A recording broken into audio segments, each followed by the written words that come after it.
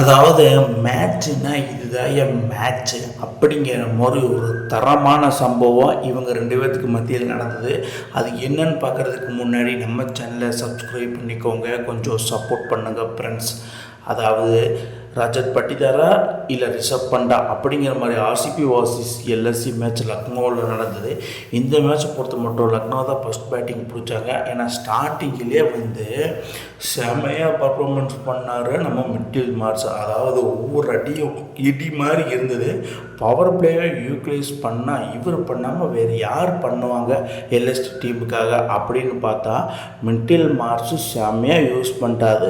ஆசிலூட்டாவது எவன் பீஸ்னாலும் தரமான சம்பவம் பண்ணிகிட்டு இருந்தார். அந்த செனரியோவில் செம பேட்டிங் லைன் அப்பு அந்த மாதிரி தான் இருந்துச்சு. அப்புறம் திடீர்னு என்னடான இடையில ரெயின் வந்து போனதுனால அந்த பேட்டிங்கோட ட்ராக் அப்படியே ஃபுல் பேக் ஆகாமல் கொஞ்சம் மாறி வெவ்வேறு திசையில் போயிருச்சு.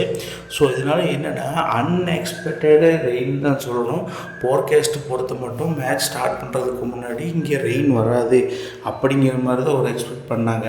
ஸோ அன்எக்ஸ்பெக்டடாக ரெயின் அது ஹெவி ரெயின் இல்லை, ஸ்லைட்லி ரெயின்னு சொல்லுவேன். Play stopped due to rain அப்பப்போ வந்து போச்சு. பட் ஆனால் இவங்க ரெண்டு பேர் பண்ண சம்பவத்தினால லக்னோ வேறு லெவலில் போயிட்டாங்கன்னு தான் சொல்லணும். மிட்டில் மார்ஸை பொறுத்த மட்டும் 56 பாலுக்கு 111 அவுட்ஸ்டாண்டிங் ஒரு செஞ்சுரி போட்டாப்புல.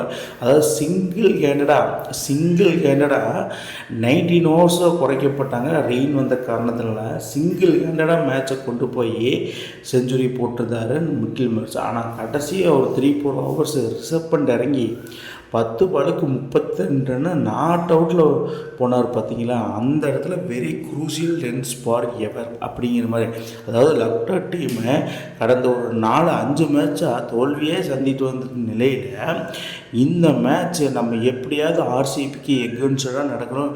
லாஸ்ட் இயர் 2025 நம்ம 240 ரன் அடித்தோன்னு நம்ம தோற்று போனோம். ஸோ இதை நம்ம விடவே கூடாது அப்படிங்கிற மாதிரி பண்ண ஒரு பர்ஃபார்மன்ஸ்ன்னு தான் சொல்லுவேன். ஸோ வேறு லெவலில் சம்பவம் பண்ணிட்டார் மிட்டில் மார்ஸ் அண்டு ரிஷப் பண்ட். இந்த மாதிரி தரமான நாக்கை ஃபஸ்ட்டு இருந்தே அடிச்சிருந்தா இந்நேரம் பாயிண்ட்ஸ் டேபிளில் 3rd பிளேஸோ 4th பிளேஸோ இருப்பாங்க. இவங்க ஐபிஎல்லே out of the tournament out of the பாக்ஸில் இருந்தாலும் மிட்டில் மார்ஸ் ரிஷப் பண்ணிட்டு வேறு லெவலில் ஆடிருக்காங்க. அதுலேயும் குறிப்பாக மிட்டில் மார்ஸ் இருக்கார், ஒவ்வொரு ஷாட்டு வேறு. அதாவது மழை பெஞ்சால் பேட்டிங்க்கு ட்ராக் அப்படியே மாறு. பட் இவர் அதெல்லாம் பெருப்படுத்தலை. மழை பெய்யறதுக்கு முன்னாடி பவர் பிளேவை யூட்டிலைஸ் பண்ணி 50 ரன் அடிச்சிருந்தார். பட் மறுபடியும் அனதர் 50 அதை 100 கன்வெர்ட் பண்ணி 111 ரன்ஸ், அதாவது 111 ரன்ஸ் அடித்து ஒரு தரமான சம்பவத்தை பண்ணார் லக்னோ டீமுக்காக. ரிஷப் பண்ட் ரொம்ப பாராட்டுவார். ஸோ செகண்ட் இன்னிங்ஸை ஸ்டார்ட் பண்ணாங்க. 210 ரன்னு டார்கெட்டு. ஸோ ஸ்டார்டிங்லேயே Virat Kohli bolt out Prince Yadav பாலில், அதாவது அன்எக்ஸ்பெக்டடு டெலிவரி. ஸோ அந்த பால் இன்சைடேஜ் ஆகி போல்ட் அவுட் ஆகி விராட் கோலியே நினச்சிருக்காரு செம பால்ரா எப்பா அப்படிங்கிற மாதிரி ஒரு அன்எக்ஸ்பெக்டட் டெலிவரி போட்டிருந்தாரு. ஸ்பீடு 147 போட்டதுனால விராட் கோலி டக் அவுட் ஆகி வெளியே கிளம்பிட்டார். So Virat Kohli duck out ஆனால் ஆர்சிபி நிலமை அவ்வளோதான். சரி, ரட்சட் பட்டிதார் இறங்கி ஒரு காட்டுன்னு காட்டினாங்கன்னா ஜேக்கப் பத்தால் விராட் கோலி 2 பேரும் அவுட்டு. 9 ரன்னுக்கு 2 விக்கெட் போச்சு. 210 டார்கெட் இமாலயத்துக்கு. ஸோ நான் எப்படி ஆடணும் அப்படிங்கிற மாதிரி இருக்கப்போ ரஜத் பட்டிதார் பார்த்தீங்கன்னா 36 பாலுக்கு 60 ரன்னு யார் போட்டால் அடி. அது ஒவ்வொரு ஷாட்டெல்லாம் பட்டார்னு அடிக்கிறாரு. 94 metres 101 metres leg side long ஆப்புன்னு போட்டு செய்ன்னு செஞ்சுட்டா. அது திக்விஸ் ராத்தி ஸ்பின் ஓவரில் கன்சிஸ்டன்சியாக 15-16 run 2 over sir. Digvesh Rathi 2 over வீசினாரு 32 ரன்னு. அவன் ஓவர் போட்டு பொலவலன்னு பிறந்துட்டார். சரி, ஸ்பின்னு தான் ராஜத் பட்டிதார் அடிக்கிறான்னு பார்த்தா ஸ்பீடு மயங்க் யாதவ் பாலும் போட்டு பொலவலன்னு பிறந்துட்டாப்புன்னு சொல்லலாம். அது ஸ்கொயர் லெக்லையும் லெக் சைட்லேயும் லாங் ஆப்பு மிட் விக்கெட் திசையிலையும் பொன்னார் வருங்க ஒரு சம்பவம். 94 மீட்டர்ஸு 101 மீட்டர்ஸு இப்போ 96 மீட்டர்ஸ்னு போட்டு பொழந்து அவுட் ஆகிட்டாப்புல. ஸோ ஃபைனலி என்னென்னா டிம்பேக் பெரிய இம்பேக்ட் கொடுப்பாருன்னு எதிர்பார்த்தா. பட் அவர் இது பண்ணல. குர்னால் பாண்டியாவும் டிம் டேவிட்டும் கடைசி வரைக்கும் போராடினாங்க. பட் ஒன்றும் பண்ண முடியல. டிம் டேவிட் அவுட் ஆகிறப்போ ரொமாரியா வந்து கொஞ்சம் ஸ்லைட்லி மூவ் பண்ணார். பட் அந்தளவுக்கு பெருசாக எந்த ஒரு பாதிப்பும் இல்லை. இப்போ லக்னோ சூப்பர் ஜெயின்ஸை பொறுத்து மட்டும் செமையாக பவுல் பண்ணாங்க. அதுலேயும் பிரின்ஸ் யாதவ் வேறு லெவலு.